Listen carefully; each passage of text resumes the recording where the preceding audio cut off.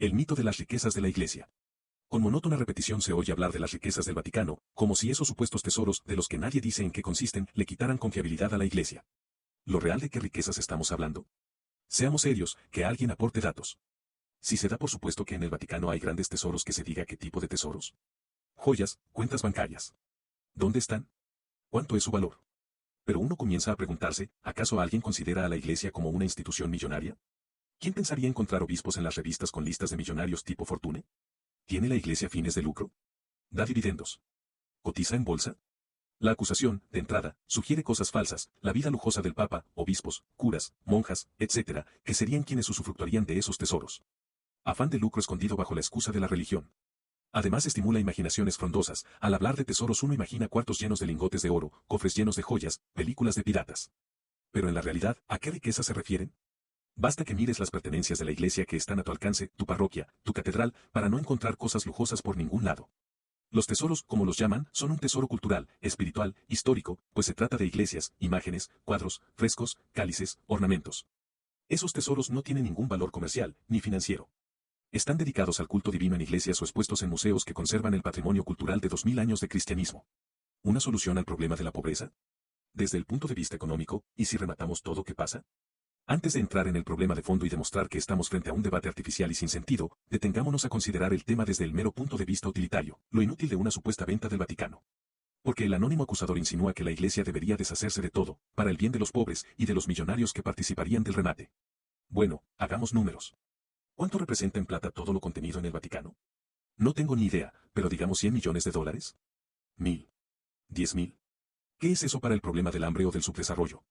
¿Alguien de buena fe puede pensar que sería una solución real para los problemas de los pobres? Si se vendiera todo, ¿a cuántos ayudaría durante un día? ¿Serviría para algo? ¿No sería más bien un empobrecimiento inútil de la Iglesia? Lo que en realidad estarían deseando los acusadores, aunque se contentan con sembrar desprestigio con argumentos sentimentales y vacíos de valor racional. En realidad, desde el punto de vista económico, el solo hecho de plantear el problema de las riquezas del Vaticano es algo prehistórico, ya que hoy en día la riqueza no está dada por la propiedad de algunos terrenos o piezas de museo, sino por marcas, cuánto valen los logos de McDonald's, Shell, Coca o Telefónica, acciones en bolsa, etc. Y de este género de riqueza, la que es real riqueza hoy, la Iglesia no tiene nada, ni siquiera tiene la Biblia patentada. Cualquier estado del mundo con un pequeño porcentaje de su presupuesto anual podría posiblemente aportar mucho más que la venta total de todo el Vaticano, territorio incluido. Además, el problema de la pobreza no se arregla con una donación, es un problema de desarrollo y requiere un flujo permanente de recursos. Por ejemplo, ¿de qué serviría la donación de un hospital a un país que no contara con recursos para mantenerlo, pagar sueldos, comprar medicinas? Hacer funcionar un hospital en no mucho tiempo es más caro que el hospital mismo. La deuda externa argentina ha llegado a los 250.000 millones. Si se tratara de vender todo lo que existe en Argentina para pagarla, no alcanzaría. Esto muestra que nadie puede seriamente proponer que vendiendo 4 imágenes, 3 iglesias y unos cuadros, se podría arreglar algún problema de pobreza. Es como proponer que le vendamos a los ingleses las Malvinas a cambio de una disminución de la deuda externa. No creo que los mexicanos sientan mucha felicidad cuando piensan que vendieron Texas a los Estados Unidos. Desprenderse de la tierra que contiene la propia historia y valores artísticos y culturales no es un gran negocio para nadie. La pérdida del patrimonio cultural conduce a la pérdida de la propia identidad. El patrimonio de los pobres. Además, contrariamente a lo que la acusación sugiere, las supuestas riquezas de la Iglesia son patrimonio de los pobres, que lo sienten como suyo, porque realmente lo son. Un botón de muestra. Cuando Juan Pablo II hizo su primer viaje a Brasil, después de una ceremonia salió del protocolo, se metió en medio de una favela y visitó una familia. Conmovido, les dejó de regalo su anillo de papa. ¿Vos pensás que fueron lo suficientemente idiotas como para venderlo por su peso en oro y comprarse unas cocas? Es su tesoro, lo conservan en la capillita de la favela. Los pobres son pobres, pero no tontos. ¿Y qué pobre argentino no se siente orgulloso de la Basílica de Luján? ¿Acaso preferiría vendérsela a los musulmanes para que la transformen en una mezquita y que el fruto de la venta se reparta entre los pobres argentinos a los que tocaría quizá menos de $1 a cada uno, para comprarse un choripán? ¿Pensás que sería un buen negocio para los pobres? Nunca he escuchado a un pobre quejarse de supuesta riqueza de su parroquia o capilla, en cambio los he visto trabajar y sacrificarse duramente para mejorarla. Son los que con más orgullo muestran sus tesoros. Además, la experiencia también enseña. En los 60 y 70 hubo algunos sacerdotes que, quizá víctimas de esta acusación, vendieron imágenes, cálices, custodias. ¿Qué pasó con el fruto de su venta? Lo único claro es que no existe más. ¿Alguien puede pensar que esos cálices están mejor en vitrinas de las casas de los ricos que en un altar de cualquier iglesia? ¿Por qué la Iglesia tiene bienes? Yendo al fondo de la cuestión. ¿Cuál es el problema de los supuestos tesoros vaticanos? ¿Es malo que la Iglesia tenga bienes? ¿Que conserve obras de arte? ¿De dónde los saca? ¿A quién perjudica el tenerlos? ¿Es acaso contrario a la enseñanza de Cristo? En realidad no existe ningún problema. Basta recordar el elogio de Jesús a María por haber derramado un perfume carísimo sobre sus pies y a la viuda que puso todo lo que tenía como limosna al templo. Es más, es lógico que necesite bienes materiales. Como no está compuesta solo por ángeles, para enseñar a la gente el camino al cielo necesita edificios, bibliotecas, computadoras, autos. Para dar culto a Dios necesita templos, altares. Para ayudar a la piedad necesita imágenes, libros. Para enseñar a las gentes necesita escuelas, universidades. No parece que en estos 2000 años la Iglesia se haya dedicado a acumular dinero, esos tesoros acumulados en 2000 años de donaciones, son objetos de culto, etc. Normalmente quienes han cuidado de esos bienes han sido personas que vivieron voluntariamente la pobreza, que dejaron todo por seguir a Cristo, que no han tenido nada de patrimonio personal. ¿Qué bienes tiene la Iglesia? Los que juzga necesarios para el cumplimiento de su misión, que es de orden exclusivamente espiritual. Si lees la Sagrada Escritura descubrirás que la magnificencia del culto divino es un mandato que la Iglesia ha recibido de Dios. Tratando de dar a Dios cosas buenas, está siendo fiel a lo que su Señor le ha pedido. La tan vapuleada riqueza está compuesta por cosas que no se guardan con avaricia, sino que se usan en el ejercicio de la misión de la Iglesia. Por ejemplo, anualmente por la Basílica de San Pedro pasan 4 millones de peregrinos, se celebran 20.000 misas, hay 80 ceremonias solemnes, de las que unas 30 son presididas por el Santo Padre.